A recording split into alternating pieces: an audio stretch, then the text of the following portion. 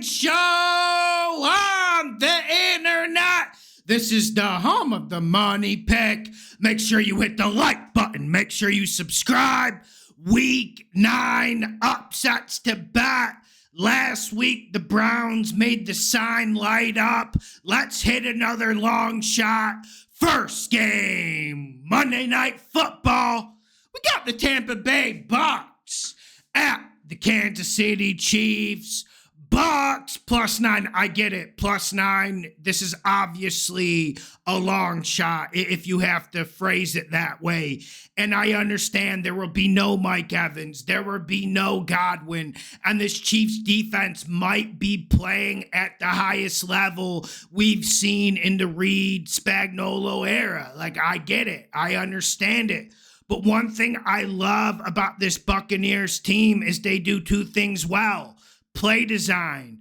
I feel like Cohen is one of the best young offensive coordinators in this league. Secondly, they're running the ball. And I know with Chris Jones in the middle, it is complicated. But can we be honest about something?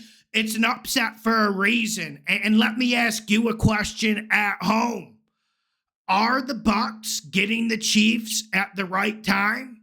And I'm not one of those people who's going to say Pat Mahomes is playing bad. Like, I think that stuff is rubbish, and I want to just crumble that and throw that out. But I'm not sure this Chiefs offense is what we thought they would be. We know this is a marathon. We know they're going to hit sprint in week 12, week 14, but they're really, really jogging here. And I think the Bucs are getting them at the right time. And if Baker Mayfield can make plays like he did last week against Atlanta, they will be in this game. They will have the ball with a chance to win the game. And I know all of you guys at home have been waiting to get against the Chiefs. Everyone has. And everyone did against the 49ers. We were on the Chiefs. I get it, but a lot of people were on the 49ers. I just think now is the time to target the Bucs with this upset. You're going to bet Monday night anyway. Shout out to my degens. And why not do it? Why not dip your foot in the pond? There isn't a lot of science here, but the Browns one didn't have a lot of science last week. I think a good quarterback can make games closer. Jameis did it last week. Baker will do it this week. Give me the Bucs +9 and a crazy upset. Next game, we got the New England Patriots at the Tennessee Titans. Patriots +3. Listen, this isn't going to be popular, but I'm going Patriots. Now, if you ask me, Lawson, which roster do you think is better?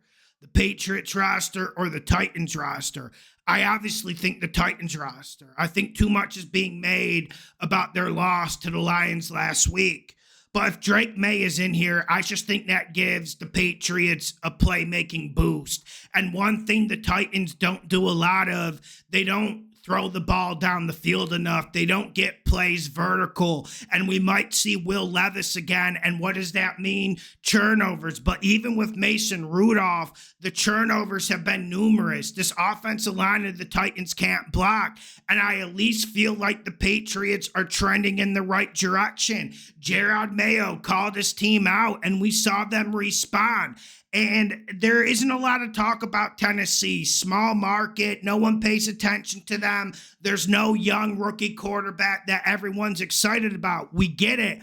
But I feel like Callahan might be losing this locker room. Obviously, the Titans have the better defense than the Patriots. But right now, looking at how both offenses stack up, if you put Drake May in here for the Patriots, I think the Patriots will be able to make way more plays, and I wouldn't be surprised if the Patriots are able to run it again. Obviously, running it against the Titans is a lot harder than running it against the Jets. You got Jeff Simmons in the middle, and you know that's complicated.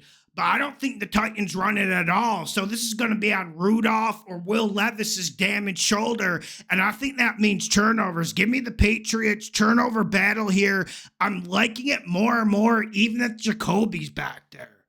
Next game, we got the Indianapolis Colts at the Minnesota Vikings. Colts +5.5. Man, I told you guys, and I should have took my own advice when I missed on that Rams-Vikings game. This is trending how it was last year with the Vikings. The Flores defense starts off impregnable the first 6-7 weeks, and then once the film gets out, the talent starts to catch up to them. What do the Colts do well on offense? Flacco's in there, so they're going to have a little bit of a pass game. But what do they do well on offense? They run the ball. They ran the ball well against the Texans defense that is absolutely brilliant at stopping the run. Look at what they did to Josh Jacobs. And I think JT, Jonathan Taylor, has a big game against the Vikings, and that limits what Brian Flores wants to do. How many blitzes did you see out of Flores Thursday night against the Rams? I think they only blitzed 34% of the time. On the year, it was up near 64, 68% of the time. And when you're in 2nd and 5s, when you're in 3rd and 2, it is awful hard to lob in a zone blitz. Now, we get it. The Vikings obviously have the much better offense. But are we sure that, like, the Vikings have a quarterback advantage? Sunshine Sam Darnold has been good this year. Let's give the man credit, and he's not crumbling under pressure. But I think Flacco can be able to hang with them. I also think the Colts defense, we know they're weak, but getting DeForest Buckner back in the middle will help. And I think this game comes down to old school tacks, old school football. I know we want to talk about slanging it to Jet Jefferson. I get it. We all want to talk about that.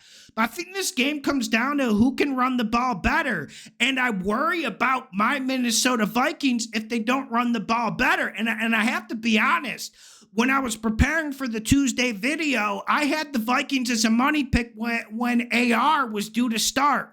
Flacco in is a different equation. It's a joker card. It's going to rejuvenate the locker room. They're going to come out with verb, energy, and maybe save their season, which isn't good for me because I have a Colts under future bet on Patreon. Give me the Colts in another long shot. Also, before I go, I want to talk about this Cowboys-Falcons game. I'm changing my pick. There's just too much going on in Big D right now. I don't know if you guys saw that Trayvon Diggs situation, and I didn't get too bothered by it. Like, I actually felt like he hustled on the play. But the thing that bothered me, Jerry said, like, he doesn't want any talking. Mike McCarthy wants things to stay in-house. The very next day after this message was delivered, he's on Micah Parsons' podcast complaining about journalists. And I'm not a big journalist guy, but at a certain point, this Cowboys team is a train wreck. Their defensive health isn't getting better. We don't know if we're going to see Bland this week. Hell, we don't know if we're going to see the god Micah Parsons. And I'm just wondering, I should just stay firm and pick the Falcons every week. I really should, because I think this team is trending in the right direction. I know the Falcons can't play defense. I know they can't cover anyone. I'm disappointed in Raheem Morris. But can the Cowboys play defense anymore?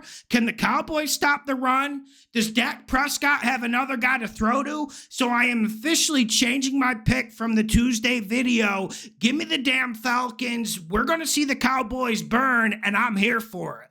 Make sure you hit the like button. Make sure you subscribe. The best gambling show on the internet. Come get this money with me. Come get it. Come get it.